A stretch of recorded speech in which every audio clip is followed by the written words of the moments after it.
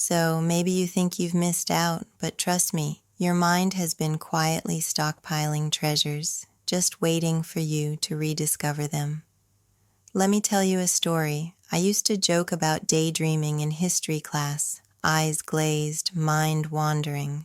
But years later, I could recite the dates of the Renaissance and the causes of World War I like I'd just read them. So why does this happen? It's called selective attention. Your brain actively filters, deciding what to store and what to ignore, often without your say-so. It's like your mind's got a bouncer at the club door. Even if you're not laser-focused, the prefrontal cortex, that's the decision-making part of your brain, is still at work. It files away background knowledge for later use. Now, you might ask, doesn't real learning require cramming? But it turns out passive exposure, just being around info, actually cements it deeper.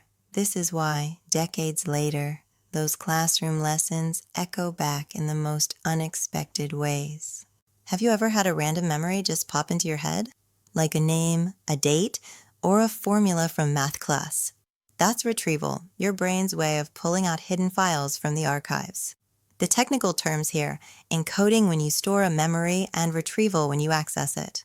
I didn't realize how many memories I'd encoded until I started to revisit old topics. It's like my brain is running a search engine in the background, cross-referencing everything I see today with what I learned years ago. Here's the conflict. Sometimes those files feel lost. But when I dig deeper, with a smell or sound or just a new book, suddenly it all resurfaces. So, next time you think, I can't remember anything from school, give your brain a little nudge. You'll be amazed what comes up. Lately, as I explore new ideas, I notice that old lessons from school keep resurfacing. Chemistry concepts, historical turning points, even grammar rules, things I never thought I'd revisit. What's happening here? Neuroscientists would call this schema activation, when new information triggers pre-existing structures in your mind, like updating an old software with a new patch. Now, you might wonder, isn't old knowledge outdated? But in truth, it acts as a scaffold, giving you a structure to hang new learning on. Here's where it gets interesting. The more connections you make, the deeper your understanding grows. It's like cross-pollinating ideas in a garden. So, if you're diving into new knowledge, don't ignore the past. Let it enrich and anchor everything you're learning now. Let me ask you, have you ever caught yourself reciting a poem you never really studied? That's the difference between explicit and implicit learning. Explicit learning is what you did for exams, memorizing facts, formulas, definitions. But implicit learning? That's the knowledge that sneaks in through repetition, stories, or just being there. Cognitive psychologists talk about two memory systems: declarative facts and info you can recite, and procedural skills and patterns you just know. The twist in my story is realizing that the knowledge I thought I'd missed was just sitting quietly in the background, ready to leap out when needed. So, the next time you hear a familiar tune or phrase, remember your mind is always listening, always learning, even when you're not trying. Looking back, I used to regret not paying more attention in school. I'd think, if only I'd focused, I'd be so much smarter now. But here's the resolution. Regret isn't the end of the story. What if those moments of drifting were actually planting seeds for the future? Educational psychologists call this latent learning knowledge that isn't used right away, but blooms under the right conditions. I've learned to appreciate those missed moments because they set the groundwork for growth, even if I couldn't see it at the time. Now, as I reconnect with my old lessons, I feel a sense of gratitude, not regret. Every bit of learning, even the forgotten parts, built the foundation I stand on today. So, if you're haunted by what you think you didn't learn, remember, what's dormant isn't lost. As an adult, I'm constantly struck by how rewarding it is to rediscover things I learned long ago.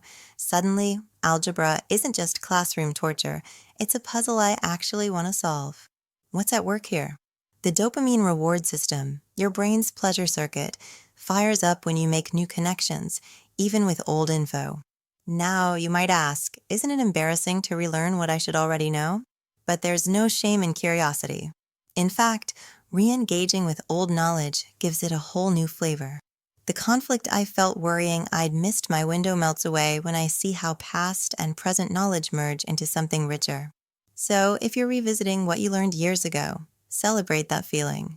It's the sign of a mind that's alive and growing. Let me confess, sometimes rediscovering an old lesson feels like finding a long-lost friend. There's nostalgia, sure, but also this surge of understanding I never had before. Psychologists call this effective memory, emotions tied to learning that make memories stickier. But why does emotion matter? You're probably wondering. Because strong feelings act like glue, binding facts and experiences closer together. That's why a passionate teacher or a dramatic story from class can echo louder than a dozen dry lectures. So, as you revisit your own lessons, look for the emotions: joy, confusion, excitement.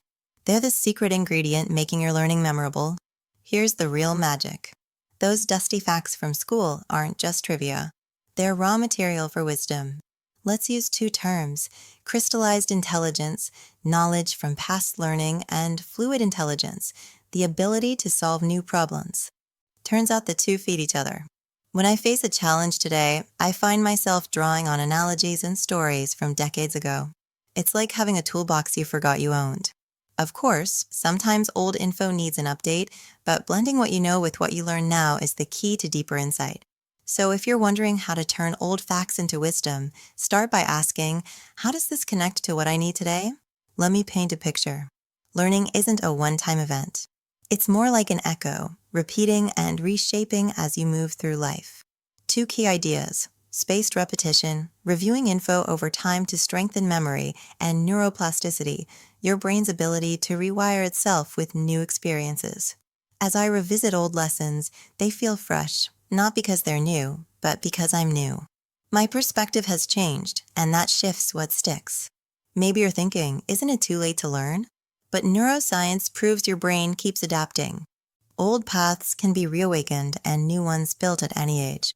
So keep echoing, review, revisit, reimagine. That's how learning becomes lifelong. Ever reread a book from your childhood and found new meaning? That's what's happening as I look back at what I was taught. Same material, but my interpretation has evolved. Educational theorists call this constructivism, the idea that we build new understanding by reshaping what we already know. Now, you might protest, but isn't knowledge fixed? Actually, it's more like clay than stone. It molds with each new insight and experience. The conflict? Old lessons can feel outdated. The resolution? They're stepping stones. Each time you revisit, you layer on new meaning. So don't be afraid to reinterpret what you learned. That's how you grow both smarter and wiser. Absorbing knowledge is one thing, but the true test is turning it into action, using what you've learned in real life. Two terms for you: application, actively using knowledge, and transfer, applying it to new situations. Both are the final step in making learning stick. At first, it's daunting. Can I really trust my memory? But as I start applying what I absorbed, solving problems, teaching others, making decisions, I realize how much I truly know. If you're listening and wondering, what's the point of all this stored knowledge? Here's your answer. It's potential energy waiting to be unleashed. So dust off those old lessons. Use them. That's the ultimate reward of a lifetime's learning, even if you didn't know you were learning at the time. You ever feel like you just coasted through school? Like you were there, but not really there? That was me. I barely paid attention in class, doodled on the margins, drifted through lectures. But here's the twist. I absorbed it all, every fragment of information, like a sponge without even realizing it. Now, you might be thinking, really? Isn't learning about focus and repetition?